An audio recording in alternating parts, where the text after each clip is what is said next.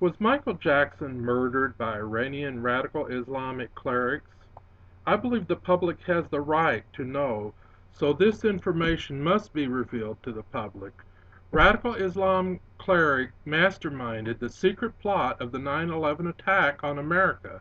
Radical Islamic cleric Radical Islamic clerics in Iran have ordered the execution of innocent Muslims protesting for democracy and freedom. The last radical Islamic dictator of Iran ordered the execution of an author in England to silence him. Do you think that it is just coincidence that right after the bloody attack on democracy in Iran and right before the Michael Jackson tour, he mysteriously died?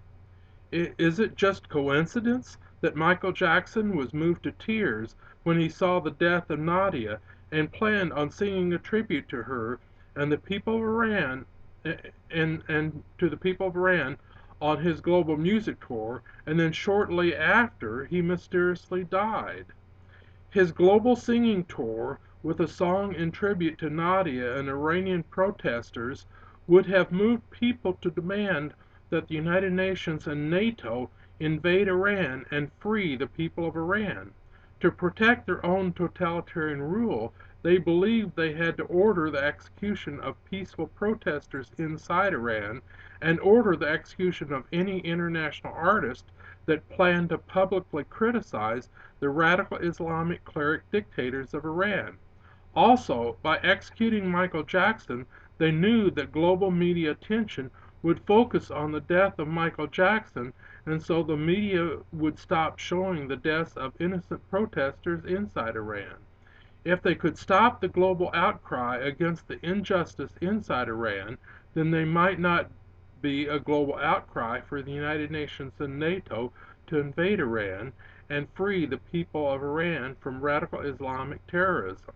Also, when the people of Iran saw that the world was no longer watching the injustices against them and no longer cared about their suffering, then the democracy movement of Iran would lose faith in the world and give up all hope for their cause and accept the totalitarian, bloody rule of radical Islamic clerics.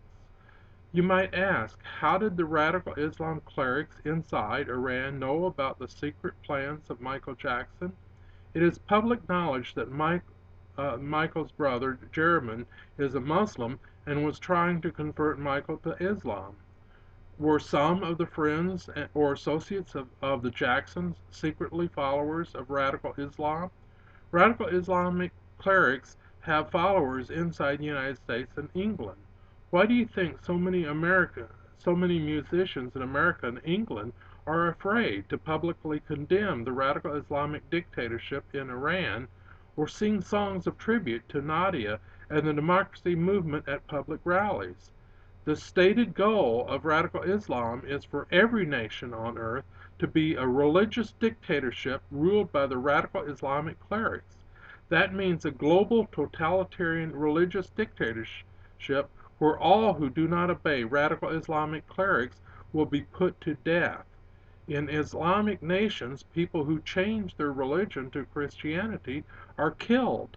In fact, even moderate Muslims are killed if they do not obey the will of the radical Islamic cleric dictators.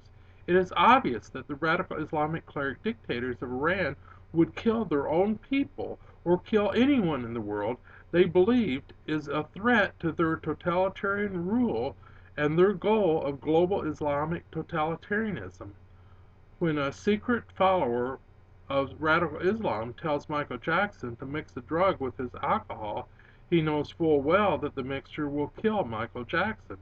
He also knows that it will look like an accidental overdose. No one will ever be able to prove that the so-called accidental death of Michael Jackson was in fact an execution ordered by the radical Islamic cleric dictators of Iran. The strange coincidence of the death of Michael Jackson serves the radical Islamic cleric dictators of Iran. Do you honestly believe that this was just a well-timed coincidence? We must not allow a global media blackout of events in Iran due to the execution of Michael Jackson. We must not allow the world to forget the death of Nadia and the suffering of the democracy movement in Iran. We must call for the United Nations and NATO to invade Iran, overthrow the dictatorship of Iran, and free the people of Iran. May the musicians in America and England have the courage to sing songs for Nadia and the democracy protesters in Iran, even if it means that radical Islamic followers in America and England may execute them. Whatever happened to "Give me liberty" or "Give me death"?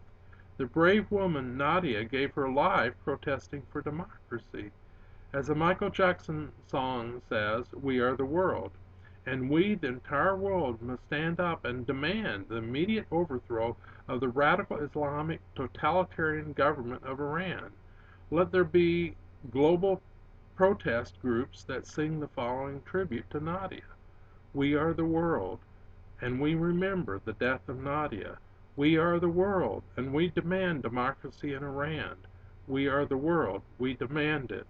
If you want to help, then do the following. Ask all members of the media on TV and radio to ask the following questions. Does radical Islam want every nation to be a dictatorship ruled by radical Islamic clerics? Are radical Islamic clerics willing to use murder and terrorism to achieve their goal?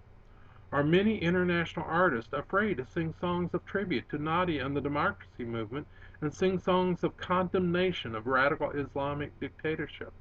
Should the United States and NATO invade Iran and free the people of Iran? During the Vietnam War, we had many classic anti-war songs, like "Where Have All the Flowers Gone?" Where are the songs of tribute to Nadia and the democracy movement in Iran? What are songwriters and singers afraid of anyway? Do I see marches and protests on the news? Do I hear the following chants? Democracy in Iran, democracy now, democracy in Iran, democracy now. We are the people of the world. We want democracy now in Iran. United Nations and NATO invade and liberate Iran now.